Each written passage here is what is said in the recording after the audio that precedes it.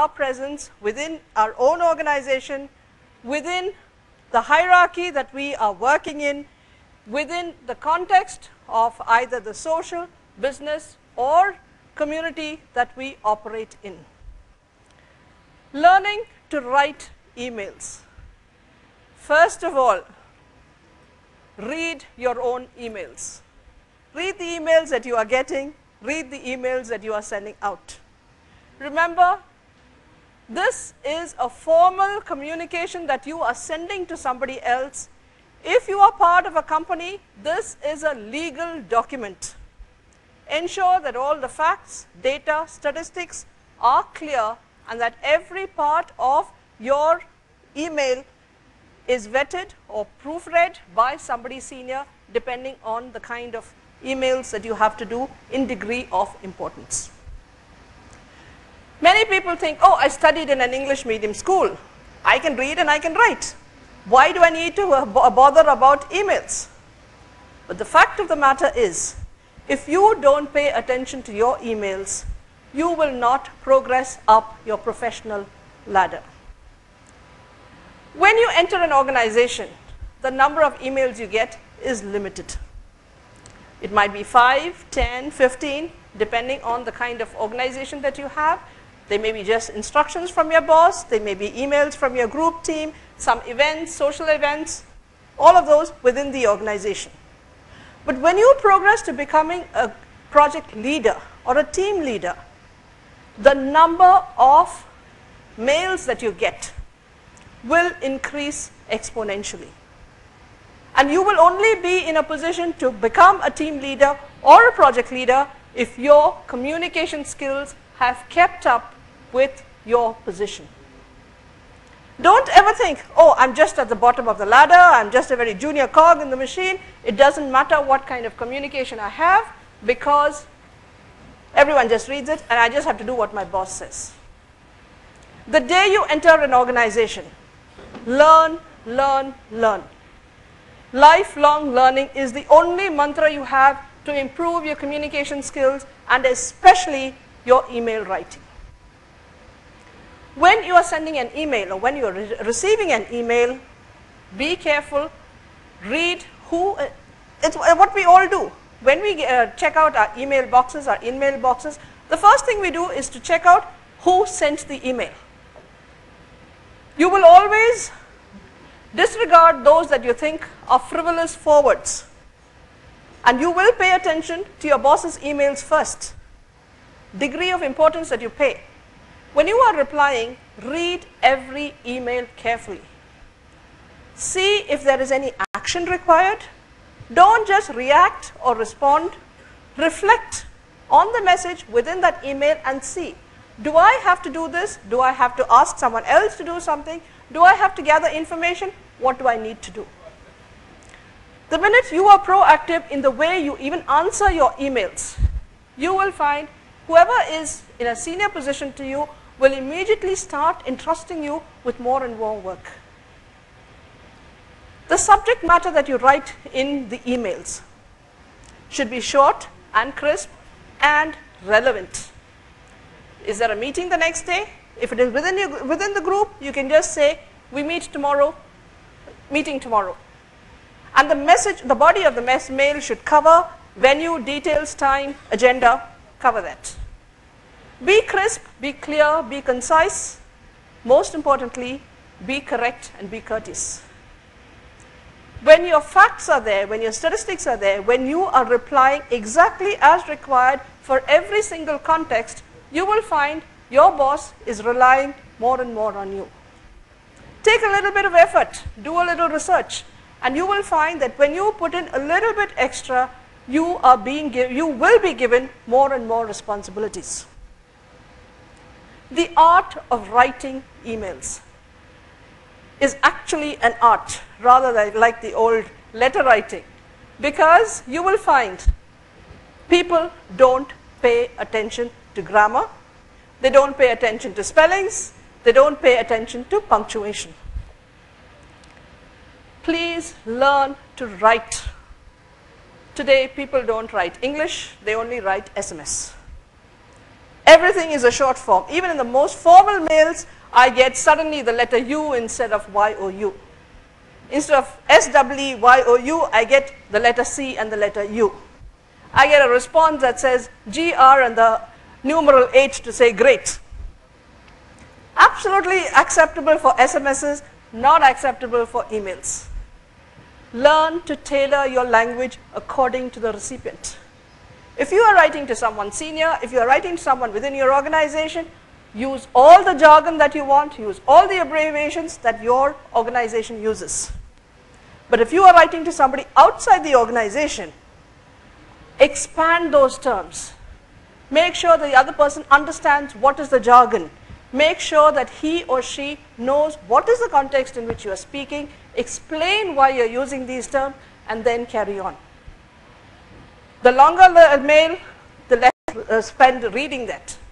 So ensure that your mails, first of all, are formatted properly.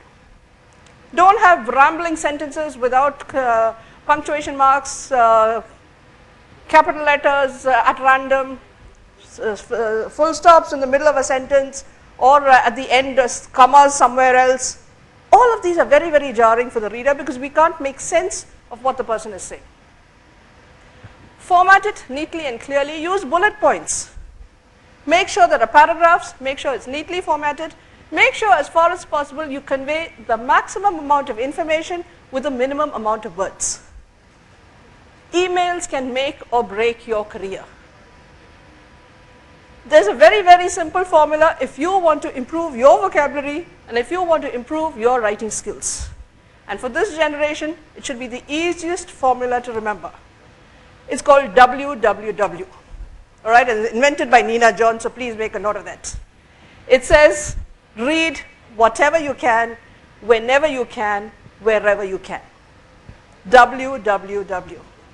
When you get into the habit of reading, you will automatically improve in something as simple as the speed at which you read.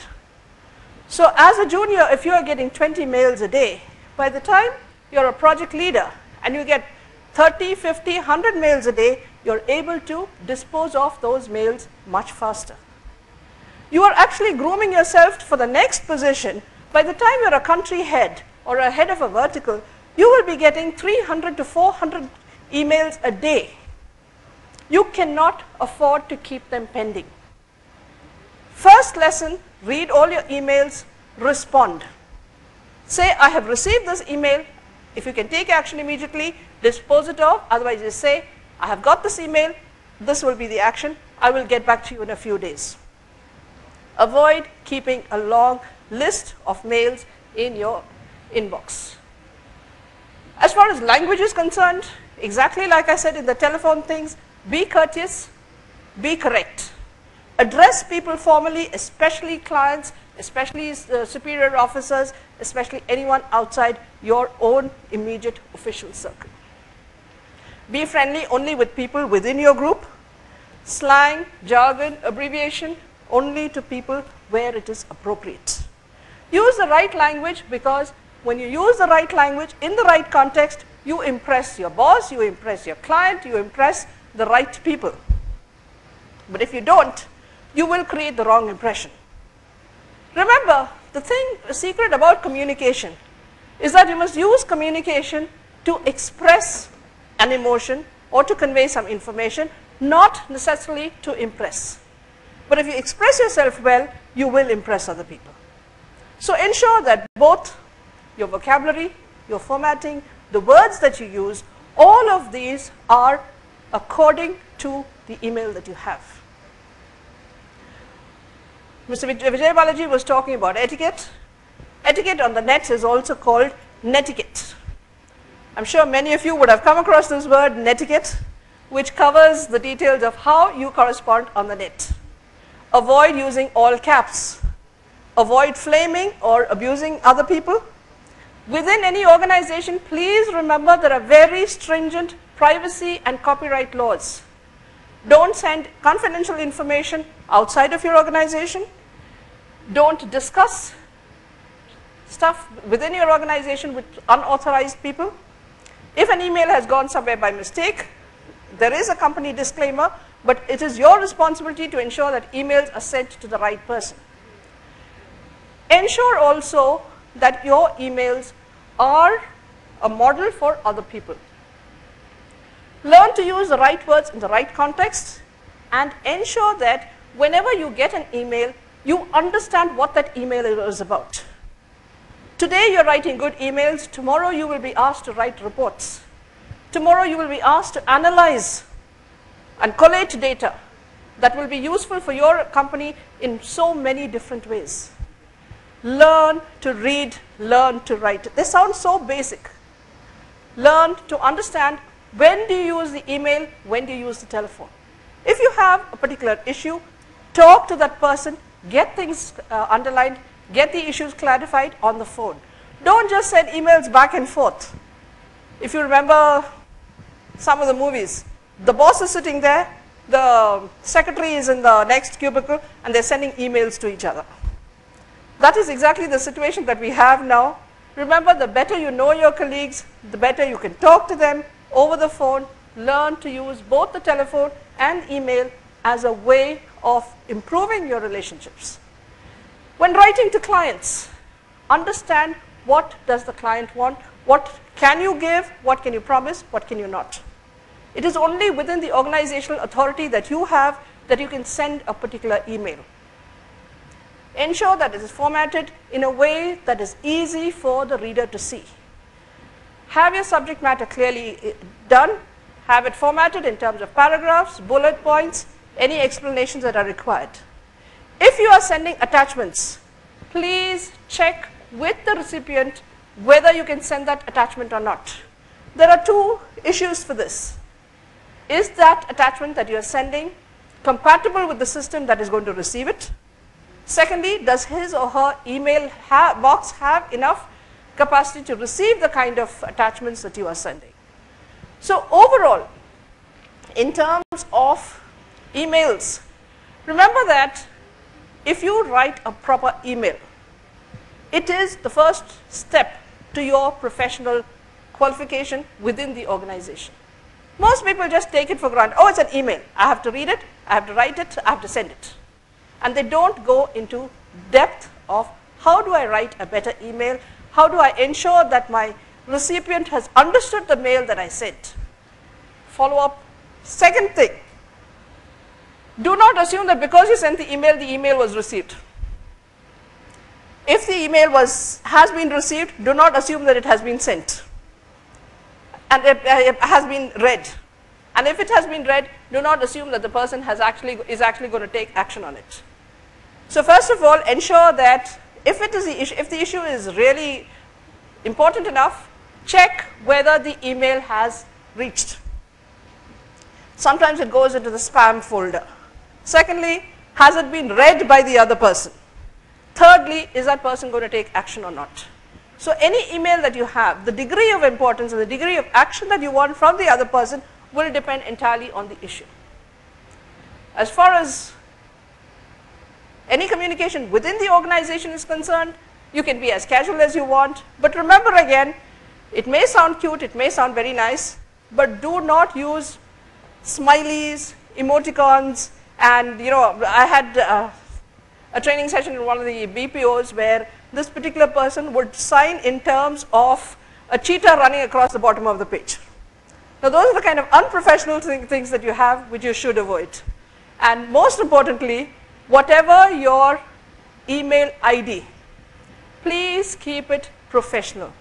Just as your telephone tone should be formal, courteous and friendly, your email ID should also be the same.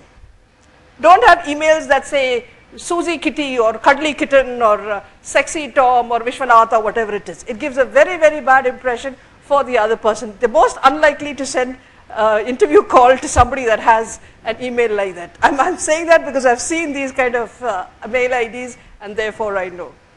So overall, the rules for telephone and email etiquette remain the same.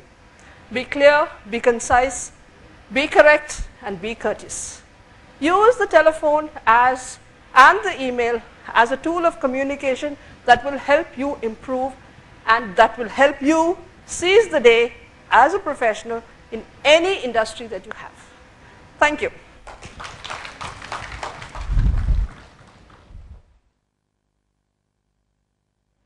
Thank you, Madam.